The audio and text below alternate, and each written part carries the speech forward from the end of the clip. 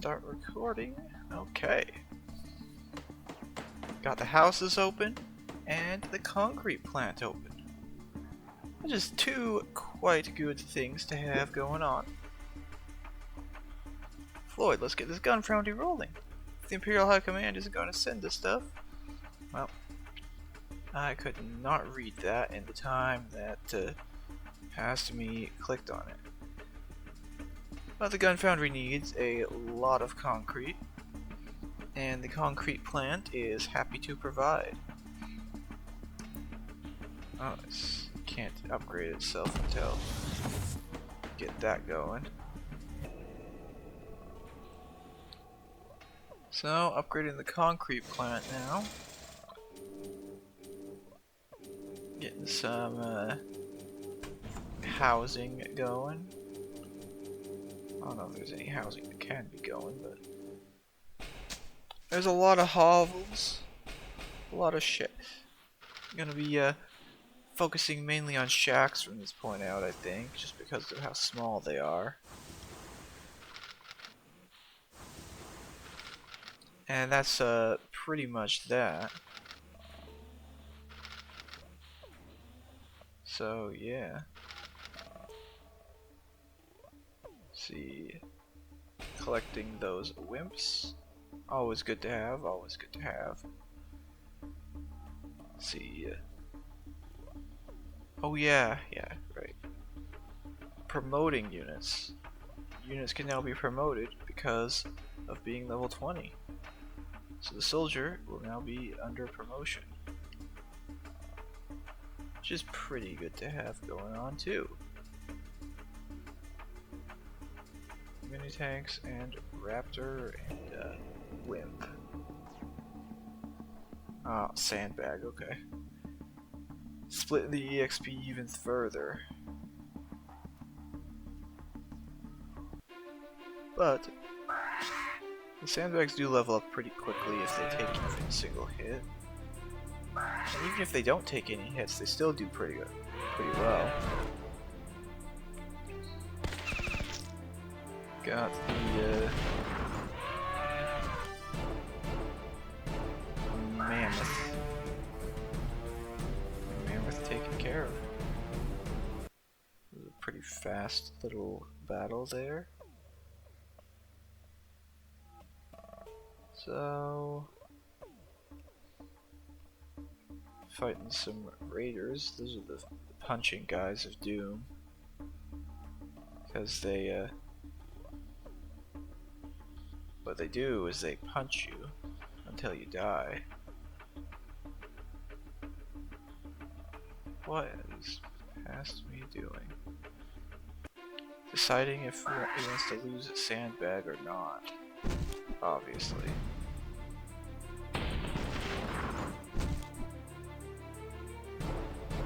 So those guys do a lot of average DPS, especially to multiple units. I mean, the mini tanks can take it, of course, but a few more turns of it and they won't be able to last much longer. You would have thought that punching a metal tank would result in a lot of damage to the tank. But that's kind of how those guys roll. Is they punch your tank, and it's just like the other dudes, the dustwalkers that stab your tank or stab your units. They'll sometimes stab your tank from behind or whatever, and you know, with whatever their knife is, and they'll do a lot of damage. Because you know that's just kind of how the game works. It's kind of how the game works.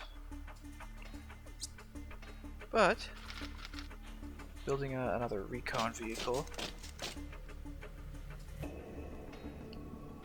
Stuff is going pretty well currently. Just gotta grab all of those upgrades. No, not upgrades. Training units. That's what I'm doing. Let's see, resources. Looks like Paston is looking at the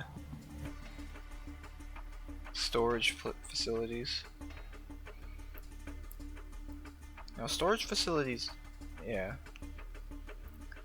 Storage facilities are not that great in this game. And it takes a while to get from one storage facility to the next. But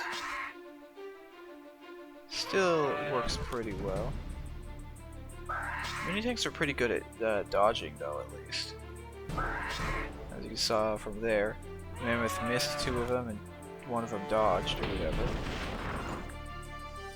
Which, I mean, I guess is more on the Mammoth for missing, but same difference.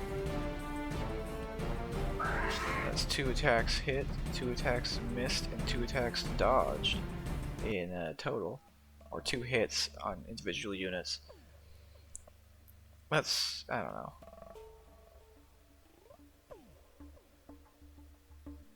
There's guaranteed to be, like, you know, other encounters out there that give like way more SPs later on that I could probably use for farming the wimps, but I guess just adding them to every battle that I got space for them is the path that I went with for this. I mean, don't get me wrong, it did work out in the end. Or I think it does work out in the end. I get SP until I can't afford to promote them, and then they sit around for 10 levels, waiting for resource capacity. I don't know if it was 10 levels or not, but as far as I recall, it was like, you know, a whole bunch of waiting around, because to promote from rank 3 to rank 4 for a wimp costs like 10,000 iron. Which, I mean, iron income itself is not the issue there. The issue is having the 10,000 storage to you know, store all that iron. Storing all that iron is definitely something that will get you.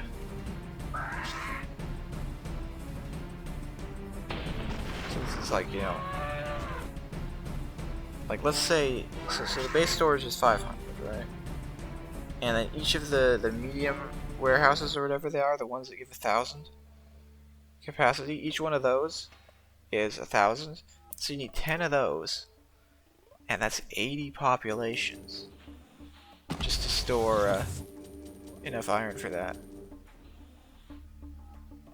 Or, you know, you could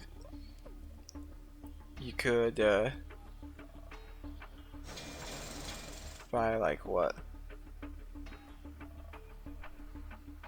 So one of the mid cost nanopod storages ends up being twice as much as it ends up being 2,000 storage, and costing 4 populations. So for the same, but it's a lot of nanopods at the same time. It's a lot of nanopods. It's not specifically something that, I mean, they're like one of the best things you can get for nanopods. Of course, boats are specifically like the mega battleship, you know, the nanopod battleship, whatever it's called. Specifically, that one is like one of the best nanopod investments you could ever make, because you kind of need those for the boat battles. I mean, don't get me wrong, there's the other battleships you could make also, but you know, those ones suck a bit more, or a lot more. I mean, they got like the different attack pattern, and a lot less attack area. I don't know. It's not like 100% science. I mean, nothing's 100% science as far as I'm aware, but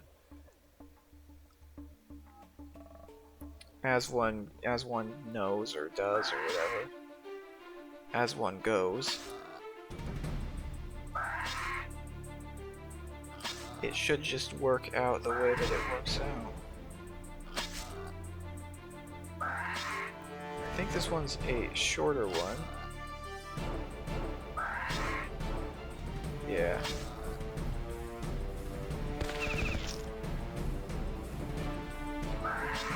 I don't know if I like messed up on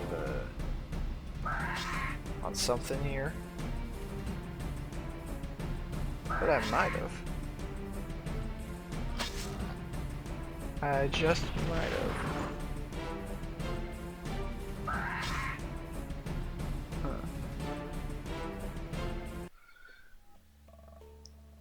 Alright. Going back to base. Collecting the wimps, I presume. Or building a warehouse. Oh, jeez. Yeah. Building a warehouse. Or trying to, anyways. And that. So train the wimps up, and that's the end of the video. So yeah.